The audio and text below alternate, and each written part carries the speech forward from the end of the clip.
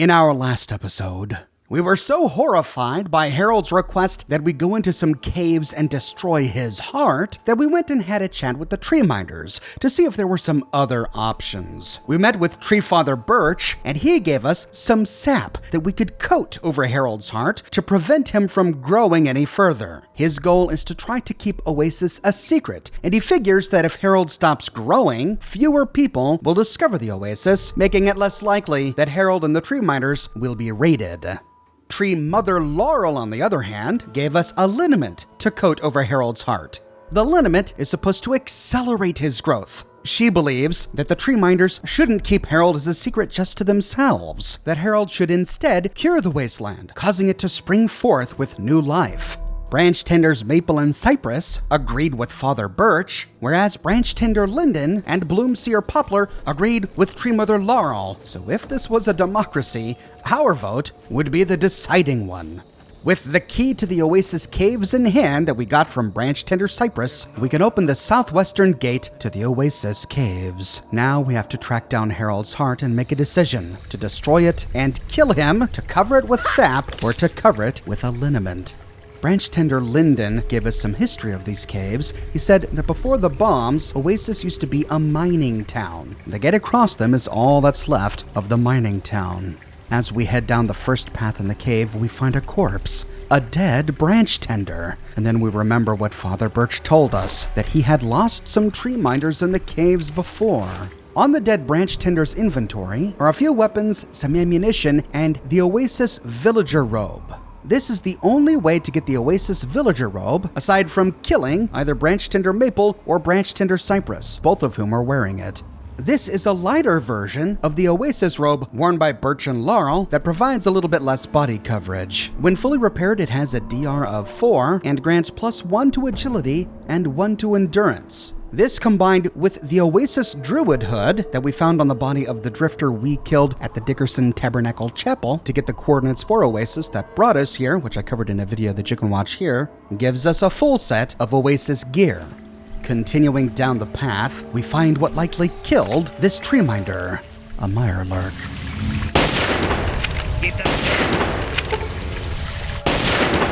Well, that's the end of that.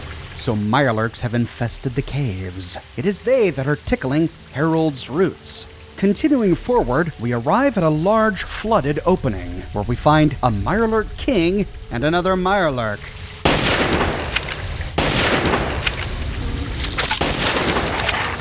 Water streams from the roof of the cave. Diving in, we see a small submerged ledge. Swimming up here, all we find are a bunch of Mirelurk nests and clutches of eggs. Exploring the bottom of this pool reveals nothing. All we can do is move forward. We can move forward by swimming through a large passage to the south. This brings us through a tunnel, partially blocked by Harold's roots, past a skeleton until we emerge in another pathway. After killing a radroach, we can climb out of the water to follow a path to the south. Peering between fused stalagmites and stalactites, we see another Mirelurk.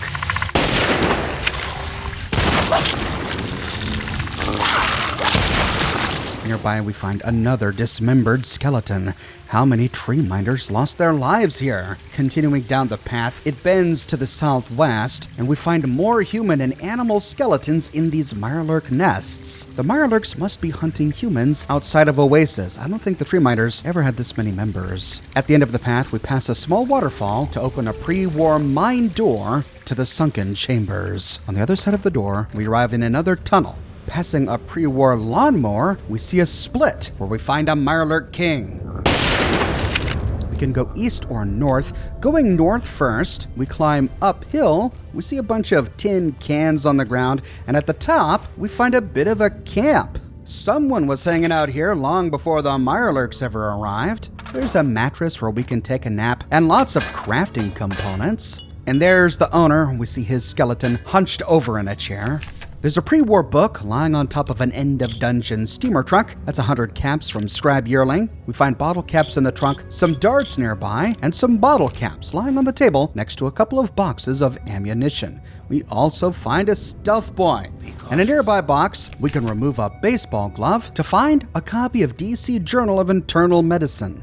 And that's about it for this little stash. This is a dead end, so turning back around, we can go up the eastern passage where we killed that Mirelurk king. We follow it until we find another recessed pool. In the pool, we see a Red Rider tricycle. And Sharon detects an enemy underwater. I couldn't shoot at him underwater, so I backed up a bit and returned to lure him out. That's the end of that. The commotion lured one of his friends from a passageway to the east. Hey. When the Mirelurks are dead, we can dive in the water to see if we can find anything. Looks like the commotion disturbed a bunch of stuff at the bottom of the pool. We find it now floating on top. From underneath, we can better see the fresh corpse of a wastelander. So the Mirelurks can go outside of Oasis. That's where they're finding most of their prey. We find some mentats down here, another skeleton, a stim pack, and a mini nuke propped atop a rock at the very bottom. When done looting, we can climb back out and continue down the path to the southeast. We see that Harold's roots are getting thicker, and as we round a large rock, there's nothing more satisfying than a sneak critical. We see a gap in the rocks leading back south, but first, exploring all the way around this large central rock, we find another skeleton, and nearby, a tidy stash, a missile, a blood pack, a stim pack, some radaway, and some purified water. Not bad. With this corner explored, we can continue by going up the pathway to the south. The bunches of glowing fungus get thicker, as does the mist permeating the room. And to the southeast, we see something moving amongst some of Harold's roots. Creeping to the far side of this gathering of roots, we see Harold's heart, throbbing rhythmically. You found Harold's heart. We have to decide. We can do nothing, or we can apply Birch's sap to stop Harold's growth. If we do, Harold's heart turns an amber color, encasing it in a sap that will likely crystallize, restricting blood supply to Harold, preventing his further growth. I'll go through all options, but first let's find out what happens if we use Birch's sap. After making our decision, we can move out of the heart room down a path to the south. This leads to yet another pre-war mining door leading to a damp cave. The damp cave is dark and filled with a green mist. After a while, we arrive at the top of a ledge, overlooking a shallow pool. And here we can kill more Mirelurks.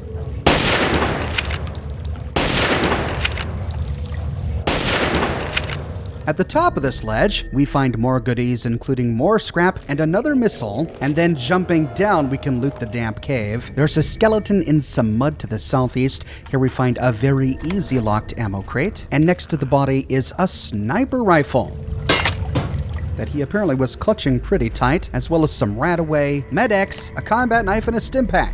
Jumping into the water, we can swim down, and we find a lot of garbage and junk down here. Tires, crates, and a variety of minor scrap. In another corner, we find another skeleton. This guy had a 10mm pistol. We find some Rad-X ammunition, a Vault-Tec lunchbox, and a Nuka-Cola Quantum. But we don't see an exit. To find it, we have to hop in the water and swim towards a ledge covered in glowing fungus. Then, as we approach, dive down. This leads to a hidden tunnel that ends at a locked door that we can unlock with Cypress's key. We arrive in a pond of water swimming up. We discover that we're at the grove. In the distance, we see Harold. And standing nearby, Treefather Birch. You've done a great deed this day, my friend. You've ensured the safety of the Great One and the inhabitants of Oasis. I could have used a pile of caps instead, but whatever. I'm saddened that worldly possessions and wealth still drive you. But I'm glad to see you made the right choice in the end. Sure, I guess. Perhaps you haven't learned quite as much as I hoped from your visit here. I was glad to do it. Oasis needs to be protected. In your short visit here, I can see you've learned much. That's a rare gift in these turbulent times. I believe there are a few tree minders who wish to speak with you before you depart. I think you'll find their appreciation quite rewarding. Good luck in all your journeys, my friend. I hope your time here has opened your heart as well as it opened your eyes. With that, we complete the quest Oasis, and Treefather Birch walks off. We can then talk to Harold, and he has the same dialogue options here, regardless of whether we chose to side with Birch or Laurel. So, It looks like you decided to do things their way, huh? How come? You're obviously crazier than they are. Why would I listen to you? I can't say I blame you. Or we could say, I'm not the killing type. No, I suppose you aren't. My mistake for making you do something you didn't want to do in the first place, I guess. Still, maybe it's all for the best. I mean, I've been talking with Birch and they really seem to need me. Or we could say, you've become an important part of their lives. Without you, they're lost. So, they really need me that badly, huh? I guess I never thought of it that way. Awfully selfish of me. Should we give them another chance, Herbert? Fine. I mean, Bob. I still think it's funny when I call him Herbert. I've got to go now. Come back and visit me sometime. He sounds so lonely, so desperate for new companionship. And what have we done? We've doomed him to an eternity here. Next, we can head back to the pavilion to talk with the other tree minders. Checking in with Tree Father Birch, we can say, you said someone had gifts for me? Yes, I believe Branch Tender Maple, Branch Tender Cypress, and my little you mentioned they had some things for you as gifts. Such is our tradition when honored guests are preparing to leave. What will you do now? Now that Oasis is safe, we do what we always do. We remain ever vigilant and watch the wasteland for anything that could threaten this sanctuary. Branch Tenders Cypress and Maple were the two tree minders who agreed with Tree Father Birch, and they reward us for applying the sap. Checking in with Cypress. Well. If it isn't our old friend. Good to see you. Tree Father Birch said you may have a gift for me. We're very much alike, you and I. We both search the wasteland seeking answers, but I found my answer here. I hope one day you'll find what you're looking for. I know it's out there somewhere. Just be patient. Here, please take this relic of my older days. Perhaps it will help you on your journey. With that, he gives us a missile launcher and some missiles. Nice. What will you do now, Cypress? I'll do what I do best. I'll make sure Oasis never falls, even if it means my own death. All right, I'll see ya. May you remain under the canopy of his protection. Then we can check in with Branch Tender Maple. Welcome back, my good friend. Tree Father Birch said you may have a gift for me. I helped create the garb that you see all tree minders wear. It's said that the cloth has a part of the Great One's spirit woven into the fibers. I present this to you as thanks. Wear this with pride, but tell no one where it came from, or Oasis may face as yet a greater peril. She gives us Maple's garb. Maple's garb is an armored version of the Oasis robe. It has much more body coverage than the Oasis villager robe. When fully repaired, it has a DR of 15, and it only weighs 2. That gives this item the second highest DR to weight ratio in the game. Great for stealthy, low-strength characters. It's also more durable, with 50 more HP than an Oasis robe, and it grants +1 to perception and agility. Thanks, Maple. What will you do now? Whatever the Tree Father or Leaf Mother would have me do, I'm still theirs to obey. I'll see ya. May you remain under the canopy of his protection. If we chose to side with her husband, we can check in with Tree Mother Laurel to see what she has to say about it. What is it now, outsider? So what will you do now? I'll remain hopeful that someday Birch will come to his senses and realize we may not only be the only tree minders, but the last of them as well. Goodbye. May your spirit rest in his branches. Alternatively, instead of coating the heart in Birch's sap, we can apply Laurel's liniment to accelerate Harold's growth. If we do, a fuzzy, mold-like growth begins to spread over the heart. If we chose this option, when we exit the caves, instead of Birch, we find Leaf Mother Laurel standing near Harold. You've done a great deed this day, my friend.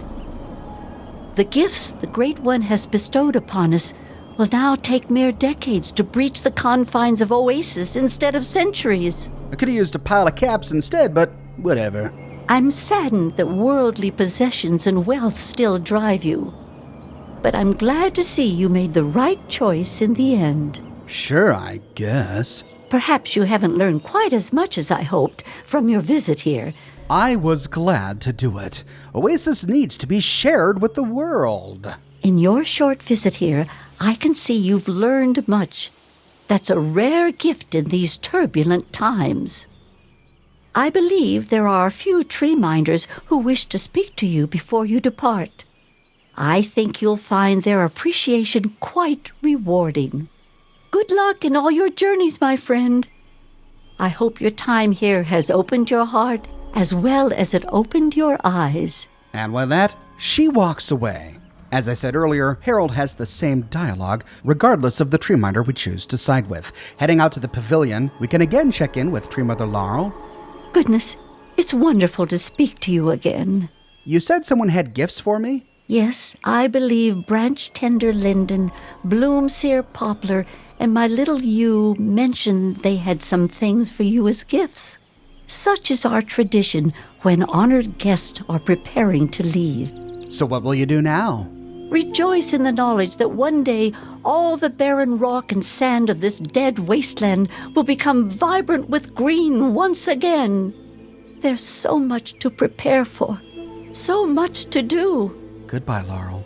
May your spirit rest in his branches. To reap our rewards, we can track down branch tender linden. It's nice to have the pleasure of your company again. Leaf Mother Laurel said you may have a gift for me. I've never known someone to show as much caring as you did towards us. It seems to be rare to run into anyone like that anymore. That's partly why I never returned to my former life after I found myself in this place. Allow me to present a piece of my past to you, friend. Perhaps it will serve you better than it served me. He gives us Linden's Outcast power armor. That's right, he told us he used to be a member of the Outcasts. The tree minders found him wounded and nursed him back to health. Looks like he's kept his power armor all this time. Linden's Outcast power armor is a pretty decent suit of T45D power armor. However, it is missing the helmet. The suit itself has a DR of 50 with 1,000 HP and grants us +1 to strength, +5 to big guns, and +10 to radiation resistance at the cost of 1 agility. Linden's Outcast power armor is only one of 3 items of armor in the game that give us a bonus to big guns, and it's the only suit of power armor with such a bonus. Also, interestingly, even though it is painted in Outcast colors, the suit of armor doesn't have the Outcast faction tag in the game, which means we can wear it without being treated as a member of the Outcast faction. Thank you, Linden. What will you do now? I'll remain here and help in any way that I can. I owe them my life, and I intend to repay that debt until my last breath. Goodbye. I trust we'll speak again, outsider. Finally, we can track down Bloomseer Poplar. I'm very happy to see you again, savior of Oasis. Leaf Mother Laurel said you may have a gift for me. I somehow knew you'd be the one to make the changes that Leaf Mother Laurel desired. I helped to create the hoods that you see all tree minders wear. It's said that the cloth has a part of the Great One's spirit woven into the fibers. I present this to you as thanks. Wear this with pride and bring the message of renewal to all the corners of the wasteland. With that, she gives us Poplar's Hood.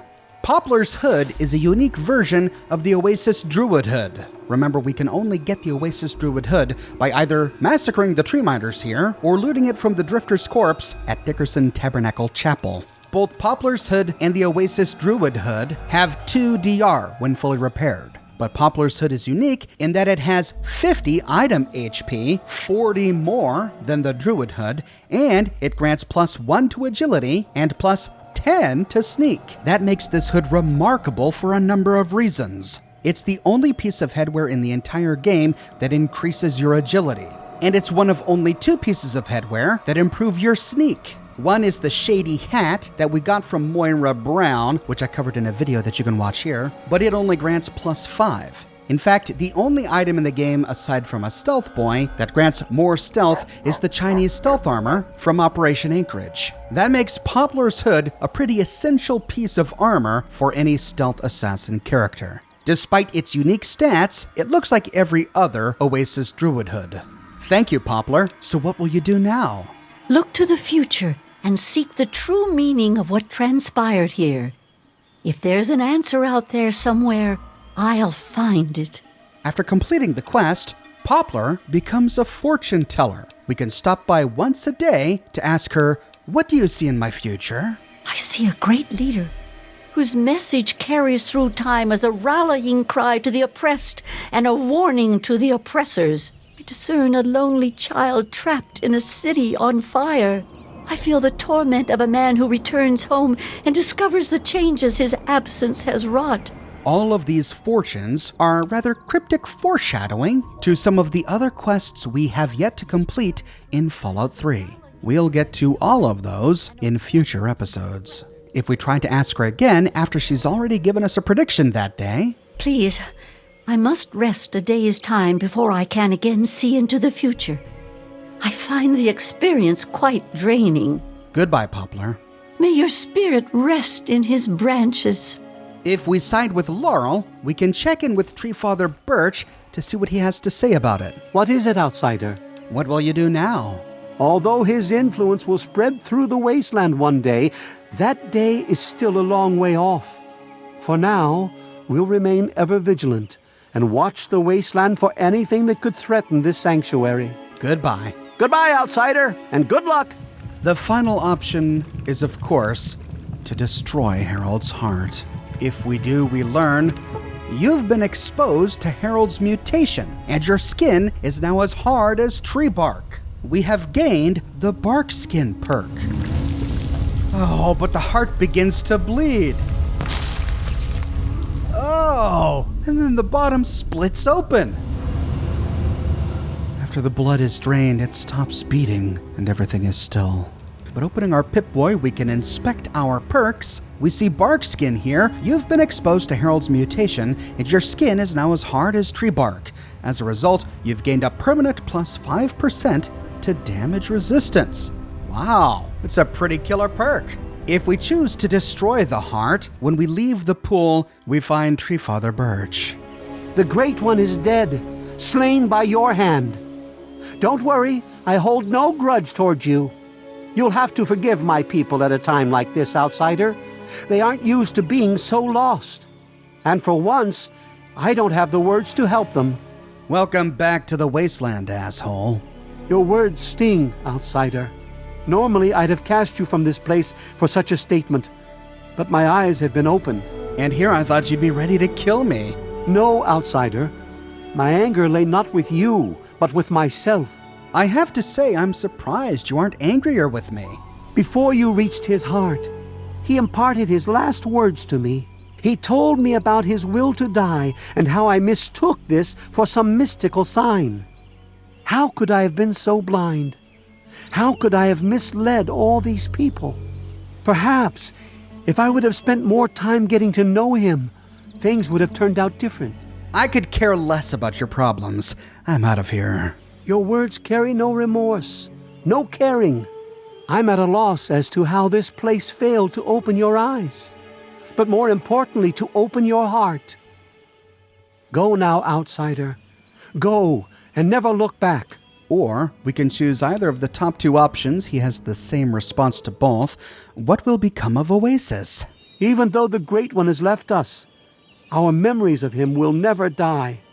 With Bloomseer Poplar's help, I'm confident we can keep Oasis alive and carry on as tree minders. Go now, outsider. Go, but never forget the gifts the Great One bestowed upon us. With that, he walks away and we complete the quest Oasis.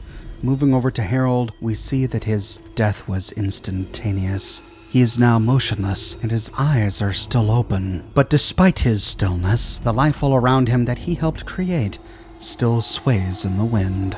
If we destroy Harold's heart, we can check in with each of the tree minders and ask them what they'll do next. Both Laurel and Birch have the exact same commentary. I'll mourn him with every ounce of my being. This has been a tremendous loss to the world. I will do my best to honor the Great One's memory by tending this place until my dying day. If anything, this place will become A memorial to him, lest we may forget. It can't be. It just can't be. The Great One is dead. It's over. All over. Oasis is no more. It can't be. It just can't be. No matter how we choose to end this quest, aside from burning him to death, we get a gift if we check in with Sapling U. Hey, my second best friend in the whole wide world. I hear that you may have a gift for me. Yeah, I think you're pretty swell for someone from out there. And you were really nice to me too. I was gonna give this to my bestest friend Harold, but he doesn't have pockets, the silly head. This is a charm that my parents gave me for my 5th birthday. It's really neat. Take it. With that, she gives us Use Bear Charm, though we do have to either pass the speech check or have the Child of Heart perk to get her to tell us about Harold's fear. Otherwise, she doesn't give us the charm. In our inventory, it just looks like a bear on the end of a string, and it has a weight of 1. It also doesn't show up in our effects menu. We only know what it does if we pay attention when we receive it for the first time. Then we get a message that says that the bear charm has permanently increased our speech skill by 10 points.